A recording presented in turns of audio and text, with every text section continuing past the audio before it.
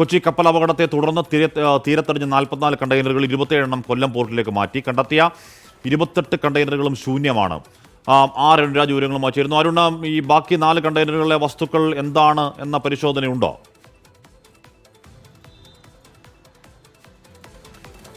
ഹാഷ്മി, ഇപ്പോൾ വിഷ്ണു സുരേഷ് പറഞ്ഞു നിർത്തി തന്നെയാണ് എനിക്കും പറയാനുള്ളത്. കാരണം എന്താണ് ഈ കണ്ടെയ്നറിനുള്ളിൽ ഉള്ളത് എന്ന കാര്യത്തിൽ കൃത്യമായി വിവരം ഈ മത്സ്യത്തൊഴിലാളികൾക്കോ പ്രദേശവാസികൾക്കോ നൽകാൻ ബന്ധപ്പെട്ട വകുപ്പുകൾക്ക് കഴിയുന്നില്ല എന്നുള്ളതാണ് യാഥാർത്ഥ്യം.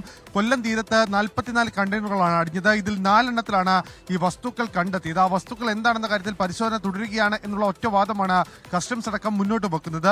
28 കണ്ടെയ്നറുകൾ പൂർണ്ണമായും ശൂന്യമാണ് എന്ന് ഈ ജില്ലാ ഭരണകൂടം വ്യക്തമാക്കുകയും ചെയ്യുന്നുണ്ട്.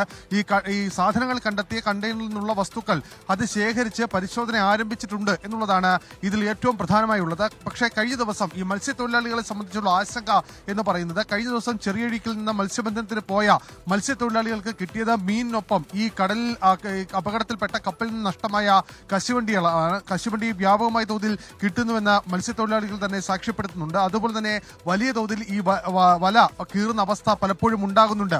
ഈ പ്രദേശത്ത് മാറിയാണ് ഈ പലപ്പോഴും മത്സ്യബന്ധനം നടത്തുന്നത്. ഈ അപകട സ്ഥലത്ത് നിന്ന് മാറിയാണ്. പക്ഷേ അവിടെ പോലും കടലിന്റെ ആഴത്തട്ടിലേക്ക് വലയെറിയുമ്പോൾ, വല എത്തുമ്പോൾ ഈ വല കീറുന്ന അവസ്ഥ ഉണ്ടാകുന്നു. ഇത് ആഴത്തട്ടിൽ വലിയ തോതിൽ കണ്ടെയ്നറിന്റെ അവശിഷ്ടങ്ങൾ ഉണ്ട് എന്നുള്ളതാണ് മത്സ്യത്തൊഴിലാളികൾ പറയുന്നത്. അവിടെ പരിശോധന വേണമെന്ന ആവശ്യം കൂടി മത്സ്യത്തൊഴിലാളികൾ മുന്നോട്ട് വെക്കുന്നുണ്ട്. വലിയ നാശനഷ്ടം മത്സ്യബന്ധന തൊഴിലാളികൾക്ക് ഈ കപ്പൽ ഈ അപകടമുണ്ടായ സ്ഥലങ്ങളിലും അതിന്റെ പരിസരത്തും മത്സ്യബന്ധനം നടത്തുമ്പോൾ ഉണ്ടാകുന്നു എന്നുള്ളതാണ് മത്സ്യത്തൊഴിലാളികൾ തന്നെ ജില്ലാ ഭരണകൂടത്തോട് ഇപ്പോൾ പറഞ്ഞിട്ടുള്ളത്.